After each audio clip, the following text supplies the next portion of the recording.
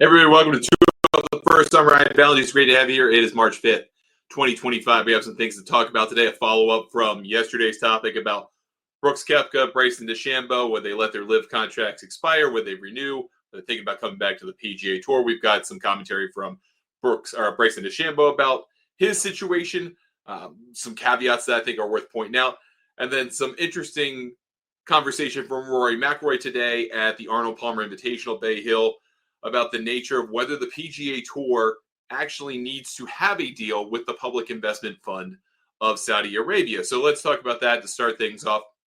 Jay Monahan, we spoke about this briefly yesterday, spoke with the media, small group of media, saying, we feel like there's momentum toward a PIF deal, but that's definitely not going to be announced next week. Like the odds of that are basically zero. And I think that was probably fair to say, even though there's kind of been this rumor mongering about whether, the PGA Tour would invite LIV players to go play the Players next week, and we're moving so fast, and come on, man, we're almost 2 years into we're right there. Tomorrow is just shy of 3 months from 2 years, so 21 months since the framework agreement was signed. No one's in a rush to do anything, so let's just put the brakes on that. So McIlroy speaking today, and I believe it was Dan Rappaport, who's now with Scratch, who asked, I thought it was an interesting question of, hey, the ratings are pretty good so far. They're not great. I mean, they've been better recently. Obviously, you've had big winners. You've had good tournaments. You have Rory do well, even net up, but net down also over the trend of the years. You had Ludwig do great and win at Torrey Pines in dramatic fashion. That obviously drew a pretty good audience. Scotty's been playing better. What does all of that look like?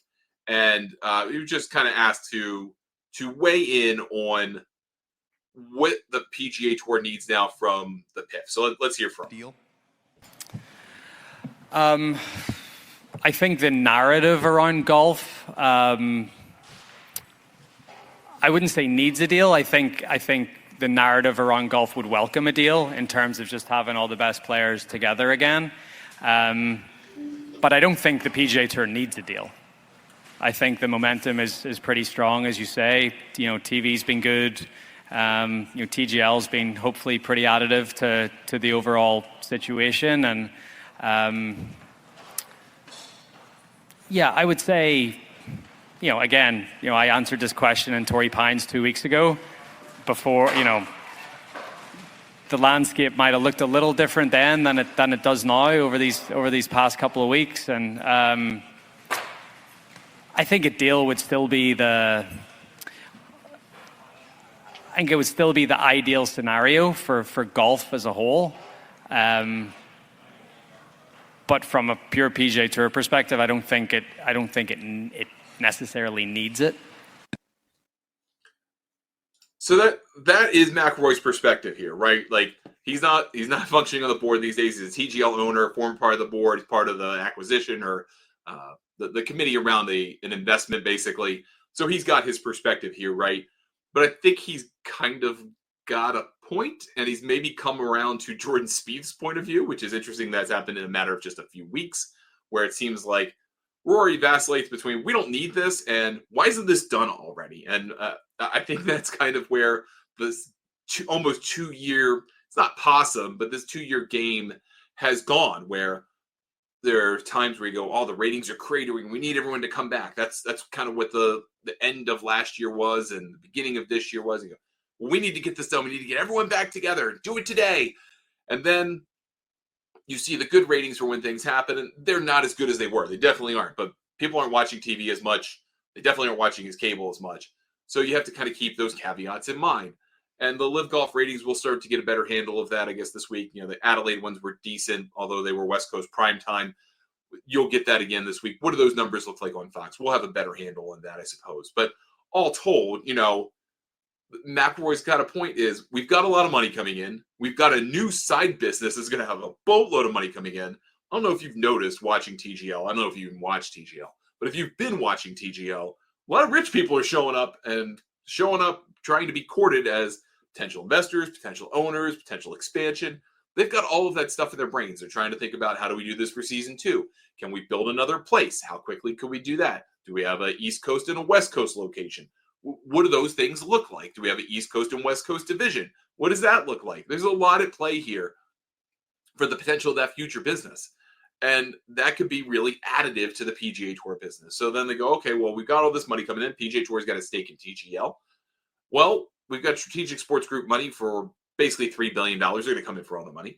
And that's it, right? Maybe we just stop it right there and we hit a pause and reevaluate, see what happens with these contracts with Bryson and with Brooks Koepka, and then we decide from there. And if they don't re-sign, then, we don't need them. And maybe the whole house of cards collapse, and all of a sudden the PGA Tour is worth even more because there's no competitor, right? And then you go, okay, well, now you've got a different DOJ problem. The Department of Justice goes, well, now you've got a monopoly. Now you've got a real monopoly. Maybe you shouldn't take on that Saudi money. There's a lot of moving parts to this.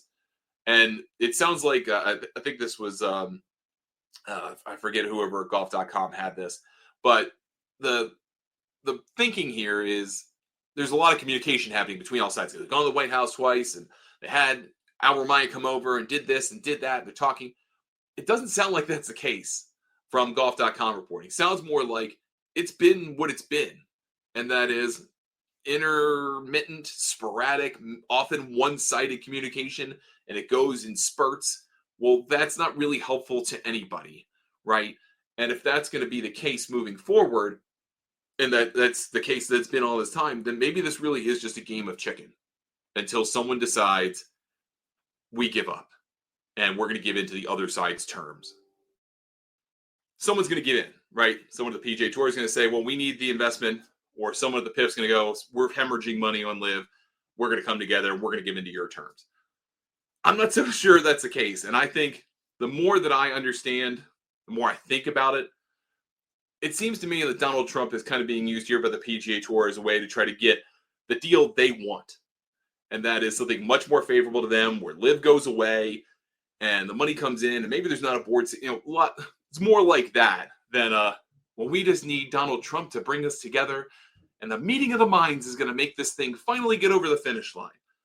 I don't think that's the case. I think this was a leverage play, and not so much about the DOJ, not so much about the few things that are helping them to need to get over the line. This is about a leverage thing. And I think Rory saying, no, we don't need a Saudi deal is another leverage statement of, okay, well, hold on a second. People are watching us. They seem to like the product. They like the indoor hybrid golf league that we just made up out of nowhere. That seems to have done well. Maybe we don't need the Saudis after all. And I don't know where to come down on that. I know a lot of people have opinions on that. I know people have moral and ethical concerns, of course, and I'm one of those people. I don't know where it ends, but it sure feels like we are in this state of limbo about this. All right, to that end, second topic today, Bryson DeChambeau is in Hong Kong this week for the LIV Golf event in Hong Kong, in Fanling at the Hong Kong Golf Club. Second year for that tournament, third tournament of the series. They've had a multi-week break, so they're going to come into Asia. They're going to play Hong Kong. They're going to play Singapore. There are 4 tournaments through their season in 2 weeks' time. And then they're going to play one tournament at Trump Doral, which could be an interesting sideshow given everything that's going on right now. And then they've got the Masters, and then they kind of start their run through the United States for a little while, and then they come back for a little bit. But most of their schedule is international this year, right? So I believe this was Evan Priest from Australian Golf Digest / American Golf Digest. And Evan's got a great book coming out. We're going to have him on our podcast, the 19th Hole Golf Show, to talk about it.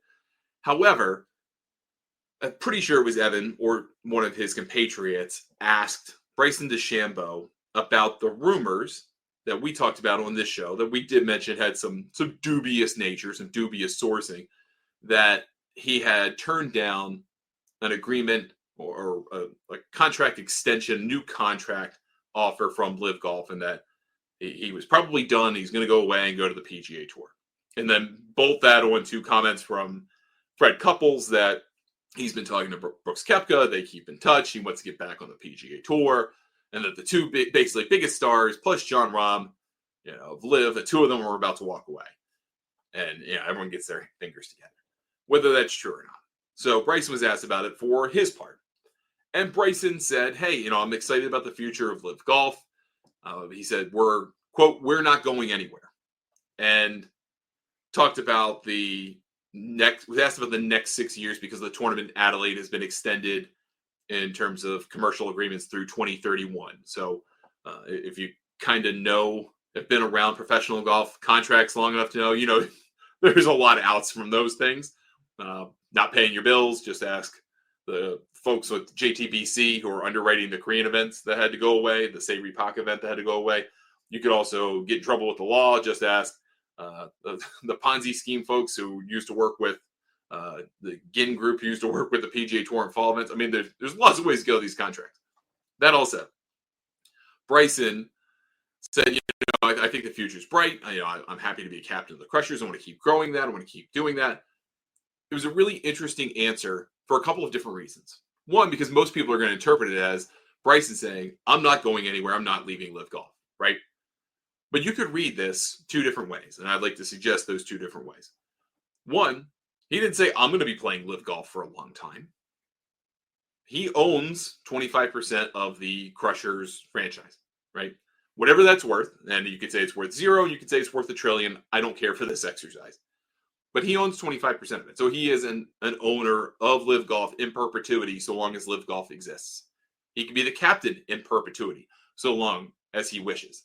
He doesn't have to be a player to be a captain of Live Golf. Think about Bubba Watson, right? Watson was relegated from the Live Golf League after last season. He was still going to be the captain of the team if, for whatever reason, and I'm laughing about this, he wasn't going to get picked back up by his own team to be the captain again this year, right? But he could have been a non-playing captain and had 4 players on his team that none of them were the captain, right? Could have had that. So that situation could apply to Bryson. He could still be the captain of the Crushers, just no longer playing Live Golf events. Totally plausible. Also could be written in the contracts that once you leave Live Golf, you lose your stake or have to sell it. Those things are possible too. But the other thing I think that you should read into it is that he's a player under Live contract. And that's something I think the folks at Golf Channel brought up very astutely, is you have to take what Bryson says or what any Live Golf player says at any Live Golf event through the prism that they are under contract for Live Golf. And we talked about what Live Golf contracts entail, but one of the big pieces of it is basically a non-disparagement clause where you're not allowed to talk smack about Live Golf, not allowed to slap down Live Golf in news conferences or public appearances. Effectively, they can kind of say yes or no to your interview access. What you get to say about Live Golf is limited contractually. So why would Bryson sit there at a Live Golf event where he's still getting paid, still earning money, and maybe still in negotiation about this thing, who knows, to say, oh yeah, can't wait to leave, out the door, going to the PGA Tour, got my exemption, have a 5-year exemption because I'm the US Open champion. I'll deal with whatever penalties I got to pay. I'll see you guys later after 12 more events this season or whatever his contract length is, right? That would be foolhardy as well for a couple of reasons. If he's still trying to negotiate with them, if he is unhappy or happy, he's still under the contract. He's still going to honor the terms of that. And he got paid a lot of money under the terms of that. They could attempt to claw that money back. So there's a lot on the line beyond just telling the truth, whether this is the truth or not. But the other thing I should underscore here, and we talked about this yesterday, try to underscore these things when we talk about sourcing of things. The folks that kind of put this out into the ether is a podcast called the Pool Hook Podcast. And they're, again, have some Live connections, but also they're one of those people who will follow 5,000 people on Instagram, wait for 2,000 to follow them back, and unfollow them all and do it all over again. So take of that what you will. However, I think the thing to underscore is you don't have a track record here of getting things right or wrong, but you don't have a track record of getting things right. So you got to get a few things right before you get the benefit of the doubt, instead of me saying, well, this is a potentially interesting thing, but take it with a grain of salt because of X, Y, and Z. So I still think you should take what Bryson says as with X, Y, and Z with that grain of salt, because he is under contract, because he could be negotiating, and because he could legitimately be on his way out the door or not. There's no guarantees in this world, but that's the reality of it. That there's a lot of asterisks to throw around those comments. And we wrote a story about it for golfnewsnet.com. Yeah, this is what he said, but yeah, he's under Live contract. And yeah, you can't disparage Liv while you're under contract. So keep that in mind. Interesting thing to follow. Interesting thing to keep a lookout for. Again, we don't have this equivalent on the PGA Tour. You don't negotiate with the tour for your contract. So you don't kind of go and, oh dark 30 as LeBron James would say in contract negotiations and keep everything mum and keep it close to the vest and not negotiate in public. You don't have that for PGA Tour players. You just don't. I mean, we don't even have it for TGL. We have Nick Dunlap and Tony Finau sign one-match contracts, right? We don't have that there either. So this is a kind of newish thing for golf that doesn't have a true comparison point. So we don't really even have a basis from which to say, well, it used to be like this, or it's been like this in this situation. So there's no precedent. So but I think that kind of is interesting. And I think golf having a hot stove is mildly interesting. So we'll see what becomes of that. But nothing from Brooks Koepka so far about, his future on Live Golf. I guess we'll get a handle on that pretty soon. Those are kind of the two main topics of the day. A little bit shorter of a show, but we've got a great week ahead. Arnold Palmer Invitational starts tomorrow at Bay Hill Club Lodge. 72 players. Buddy of mine, Brendan Sweeney, who co-hosts the Road to French Lick with me, was inside the ropes today, caddying in the Pro-Am for his buddy with Patrick Cantlay. So we'll get the scoop on that. And that sounds pretty exciting. We've got the Puerto Rico Open, which is the true golf sicko event of the week, which I love. I love watching the lottery ticket that's the Puerto Rico Open. Starting tonight, we've got the Blue Bay LPGA from China. You should be watching the LPGA. The season is off to a great start. Pretty interesting field this week, 108-player field, but probably about 20 of them shouldn't be any challenge whatsoever for the best LPGA players. So that's worth a watch. We've got the Champions Tour in action over on the West Coast. We've got the Corn Ferry Tour in action in Chile. We'll have a new episode of the Road to French Lick out this evening. And then we've got Live Golf playing in Hong Kong. That starts Thursday night U.S. time, but Friday over there. So full boat this week, first full boat of the year. And then we got TGL playoffs next week, so everything comes to a head. The week after the players comes to a head at that point. So that'll do it for us today on the show. Thank you so much for spending some time with me. I appreciate it. You can watch us every single day that we broadcast either live on our social media channels, more importantly on Golf News Net TV, which is available for Roku, Amazon, Free Live Sports, free cast platforms have us. We'll have a couple more to announce soon as well. And then we'll have some more apps forthcoming, but we'll make that news when that time is right. Thanks so much again for watching. We'll talk to you next time here on Two Off the First. Have a great day, everybody.